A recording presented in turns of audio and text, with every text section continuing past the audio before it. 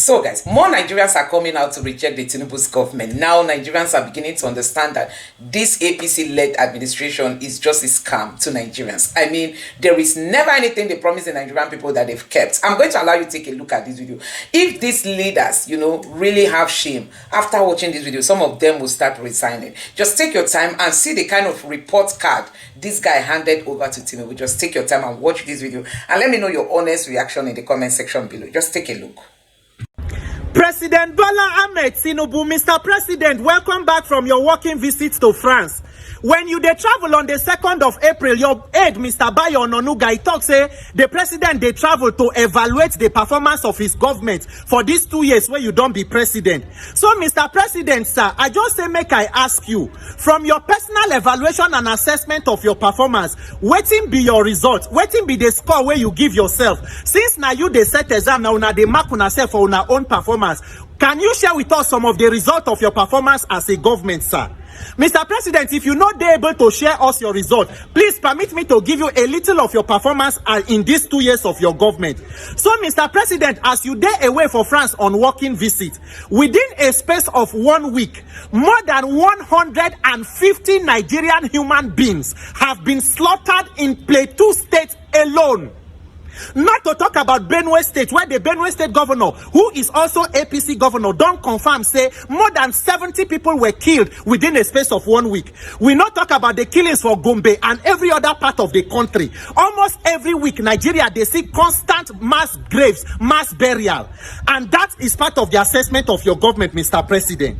So, Mr. President, as your children where we be, as a concerned child, shall we dey free to ask, say, wetin be the benefit of this working visit to France? From this working visit, which bilateral agreement was signed, now which foreign investor they come Nigeria, they carry companies come as a result of this visit. Abinas na ole you waka go, na ole you waka come.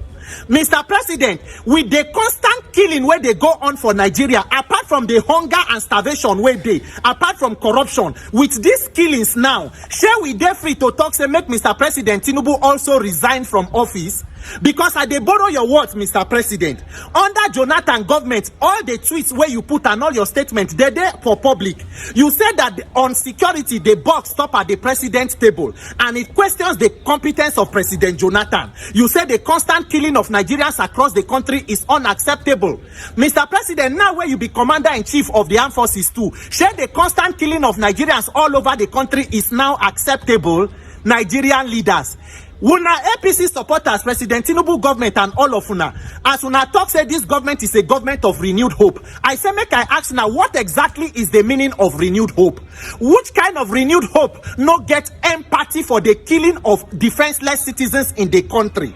What this government they provide for Nigeria is the textbook definition of how not to govern a country.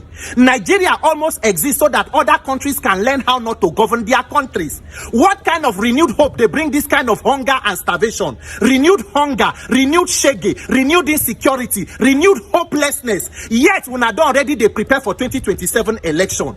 Nigerian politicians, at what point when I go talk say this country has given you so much, make you also make sacrifices for the poor? Nigerian poor people, we are the subsidy for the rich. We are there here, the president is a former governor, vice president, former governor, senate president, former governor, all receiving pensions and allowances from their respective states. But yet, at what point when I go talk, say this country, we don't do so much for una, make una give back to the people. When I there here, they talk, we there, they do baby steps. We are taking baby steps, we are taking baby steps for 2 years now. But when I know they take baby steps, where we say billboard and posters for Tinubu 2027, don't already, they full Abuja and Lagos. So, when I not take baby steps for that one. Una not take baby steps to buy presidential jet, renovate vice president house, renovate Aso Rock, buy cars for office of first lady. But Nigerians go continue to they take baby steps. For that France where President Tinubu travel go, when there is crisis in the country, the president, if he dey overseas, go cut short in trip, he go come back to attend to the crisis. But for my country of renewed hope, when there is crisis at home, president go wear clothes, enter presidential jet where he buy newly, he go fly out of the country. That is renewed hope. Now APC progressivism be that. Shame on on us as a country. And when they talk about 2027, the calamity where they at hand when I no finish them, you push more people into multi-dimensional poverty, but you won't come back for second term. The only arrogance where Nigerian politicians get is because they have a criminal INEC on their side. Nigerian, we must begin to find the courage to go to the National Assembly and demand electoral reform before 2027. If not, we they enter criminality and corruption Armageddon. My own no hard. We must decide to ensure we make electronic transmission of results mandatory. We must protect our INEC server before we begin to talk about independent candidacy and all of those other judicial reform, constitutional reform. If not, we get trouble. When I hear what Reverend Tunde Bakare talk, he said this is motopark politics. This is political banditry. Reverend Tunde Bakare, fellow Nigerians, we are in trouble if we not fix INEC before 2027. Because as we dey talk, so maybe finally na me go carry my one-man protest go National Assembly. Maybe na there they go finally arrest me. Because for Nigeria, when they kill people, now you wait talk say they kill people and it no good. Now you they go come to arrest. The criminals wey kill people, nobody go touch them. Now so the country be, but planning to harm me is a waste of plan. Use that time to plan to protect people and to give us a better life. May Nigerians receive the courage to speak up and put value on human life in this country. God bless Nigeria. Hoping to hear from the president on his next working visit. My name is Peter for Nigeria. As if you go buy any newspaper now, everywhere na Tinubu. I mean, they notice am. I go buy suya some days back and I saw a book he said, "Say for me no put pepe." I'll provoke. How can you say meat for me no put pepe? What will I use to chop it? The aboki look at me say you have problem. I say how? He say look the newspaper I take sell for you. Who's facing picture there? I say Tinubu. He say which paper you want pass this man?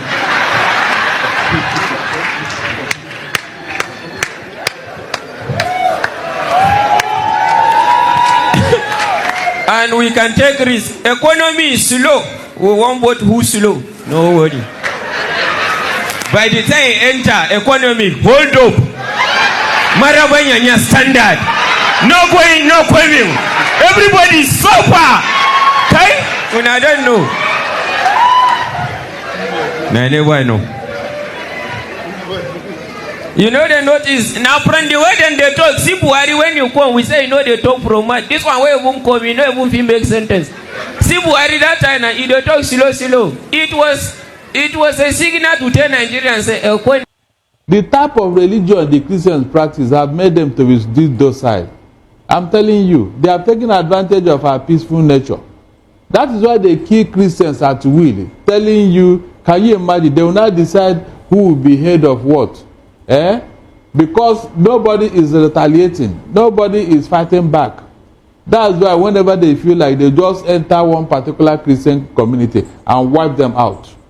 How many Fulanis have they killed? As to say it is both sides or something. How many? No, let them point to me one Fulani man that died in this matter. Or one Fulani village that they went to go and finish all of them there. It is always the Christian community who are non-Hausas. So, whatever they tell me here, I'm not even paying attention again. They know what they are doing. Until the other people who are being threatened and who are being killed rise up, this thing will never stop. Go and check. Go and check. Whenever a bully is disturbing your life, the day you will face him squarely, that's when his bullying will stop. Okay, so in response to the comments, let me just make it clear to you that one of the most difficult jobs in Nigeria or in the world today is speaking for or trying to defend the APC federal government. It is a very, very difficult thing to do because you know why? There is nothing there to defend. So you remember that the APC campaigned for 16 years of PDP misrule. In fact, this president was part of a protest called Occupy Nigeria when the then President Jonathan was trying to remove fuel subsidy, which he eventually have removed today, and yet the devil is in the detail in terms of implementation of sanitizing the oil sector and NNPC. So, and then by 2027, President Tinubu's administration will be 12 years, or the APC will be 12 years put together. Imagine living in a government of renewed hope and experiencing the kind of unfortunate hopelessness that Nigeria is experiencing. So it is difficult for you to explain what the federal government, the APC-led government is doing. But I can give you some. A government that knows that more than 100 million persons were living in multi-dimensional poverty by the end of Buhari's administration came into power. And the first priorities were deciding to renovate a vice presidential home for 20-something billion, purchase of new private presidential jets, a presidential yacht, renovating the villa, money for purchase of SUVs for the office of the First Lady, which is not even a legally recognized, constitutionally recognized office. So when you see the frivolities and wastages in government, and then that same government in turn begins to ask the people to make sacrifices. So it is we who will think of what to do for our country, while the leaders continue to live in luxury and affluence using taxpayer money. Look at the National Assembly. Immediately they came, they shared monies for themselves and purchased bulletproof SUVs, one for more than 160 million. Yet the minimum wage of that country is 70,000 naira. And that is a country where leaders are still demanding sacrifice from the people. So at what point does this sacrifice end? At what point does President Tinubu, his cabinet, the senators and his government begin to make sacrifices? The president is a former governor. He's on life pension from Lagos State. The vice president is a former governor. The senate president is a former governor. So with all the resources that are shared, 60% of Nigeria's corruption is administrative. Inflation of government contracts, budget padding. Who is sanitizing and fighting that corruption?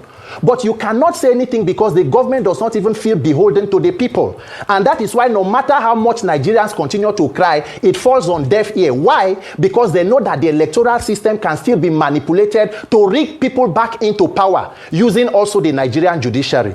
So if I have the ears of any Nigerian politician right now, I will want them to know that power is transient. You cannot be in power forever. If you don't leave power, power will leave you. Nigerians are not demanding for too much. We only need a country to live.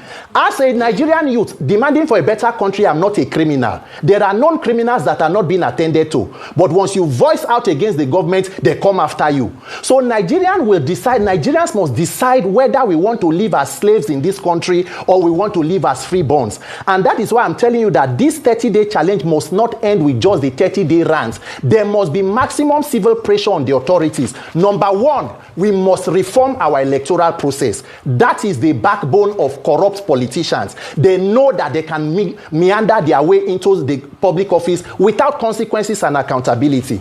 So if I'm talking to Nigerian politicians, I'm telling them, your time is up. You either do the right thing for this country or a generation of young Nigerian leaders will wake up and will succeed where you people have failed woefully and continue to fail us. Because Nigerians are hungry, Nigerians are dying, the tension is palpable and the frustration, and the leaders are completely detached from the reality. It is unfortunate, but we as Nigerians must find the wisdom and the courage to fix these institutions, or else we continue to remain victims of these institutions. Okay, it's interesting that you say this. Jalingo, let me bring you back in the house. What did you say to support this?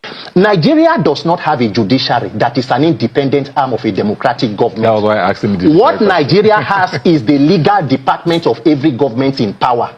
That is what Nigeria has. Nigeria's judiciary is not the last hope of the common man. It is the last hope of the uncommon man. An institution that should protect everybody, no matter your class or status, has now been weaponized against the people. And only the people of Nigeria, because guess what? If you think this problem is just about Rivers State, you are being ridiculous. You are just making a joke because they test it somewhere. If you want to see what states capture look like, you can look at Lagos State, where there is no meaningful opposition. A senator in Nigeria, Senator Ireti Kingigbe in Abuja, on a rise during the Natasha brouhaha, told the nation on TV that the National Assembly is not opposition friendly. A National Assembly that should perform oversight. Imagine a democracy without opposition. If you do not fix an electoral system to be able to hold these people accountable, wait for 2027 and see how wild this race gets. So from what all of you are saying, right, the legislature is gone. Captured. The judiciary is also not necessarily standing on 2 feet. The people need to do something. Yeah. Herders, what is the identity, as far as you know, as the #1 citizen of the state? What do you know about this narrative? Let's have the narrative very correct. We know Nigerians by our own ethnicities. We can identify a Fulani man, a Yoruba man, a Hausa man, and all that. We know them. And then with the regular traditional herders, we know them walking with cows, just herders, and then with some stick and at most the machetes. That is not the case. These folks are coming in fully armed with AK-47s, AK-49. They don't bear the Nigerian looks, and they don't speak what we speak. Their Hausa, it's one sort of Hausa. It's not the normal Hausa we Nigerians speak. So it is with the Fulanese they speak. There is a trend of language they speak. And there are some of our people who understand what they speak. And they give it names. They say they are Malians and different form of people. But they are not Nigerians, believe it. This is the second phase we are seeing. The initial one was with the traditional herders. The traditional herders, we had less troubles with them. And it might interest you to know that in a number of cases, when the terrorists now come in, it's the traditional herders that we give us some kind of heads up that certain people have come in, they don't know them, and what these people do with any person on their way is clear. This is never associated with the other traditional groups that used to pass through to Benue and then they move further down to the south. What we see, what we experience has a new, different, strange face. And it is quite alarming. If you go to Katsina local government now, the entire local government is extremely infested with these terrorists. They have spread themselves everywhere. They are everywhere. And it's not only this. Believe me, it is a siege. We are under a siege. Governor, because out of the 23 local governments, I had mentioned 17. Since we came in, we turned this down so much that 9 local governments were now in the red lines. But again, we fought in a very serious way that the majority of the local governments that are in the red lines, now in the front lines of these insurgencies, are now 6. And it is quite troubling. It is very troubling. Let me ask you, are we seeing a new strain of terrorist sect or cell in our country with a hold or hosting OSED in your... But what we have been experiencing in the last year and 9 months, the state had largely experienced some relative peace. And it is 100% based on the efforts of the uniformed people. So we must commend them. And the federal government has stood with us and for us all along. The shift, it's now just quite enormous that more hands should come in. Because in one local government, eyewitness tells us that when the terrorists come in, they're not just coming in say in their 50s, they're coming in hundreds, 200-300. They're talking about coming on motorbikes, and then one motorbike picks 3 or 4 people, and then they're talking about over 200 bikes. That's a lot of terrorists just cruising in. So in as much as there is a very grave need for the defense, including the self-defense of our people. Let's not be very sentimental about this. We wouldn't want to have even more scores of deaths on our hands. We simply need to start what could have begun yesterday, thinking on this community policing. We need it. There must be excesses. If we now put our minds on the establishment of community policing, we know the right people to bring in each of the states, and this can be handled. This can be handled. So, Governor, just on a final note, Governor, on a final note, where do you go from here I know that you will not stand by and allow your people to continue to be killed. Where do you go from here? We've put in a lot of efforts on this as the state government as well. We got 100 hillocks and distributed to the military, the civil defense, all the security apparatuses we have in the state. And then we also empowered our President Zinda, a task force. And then we brought in these civil protection guard.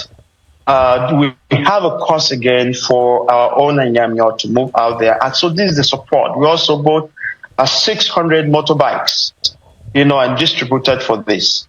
And this is why you hear less attacks and less results. All right. I am for the community policing. We need to do this. Yesterday, we have involved again on trying to quell all this, involved our traditional rulers. Yesterday, we had a very fruitful meeting with all the stakeholders from the government to the civil society and the traditional institutions, both in Otukpo, under the Ochidoma, and then under Totif here also in Buku. And why were we doing this? We need for people to understand that we are under siege.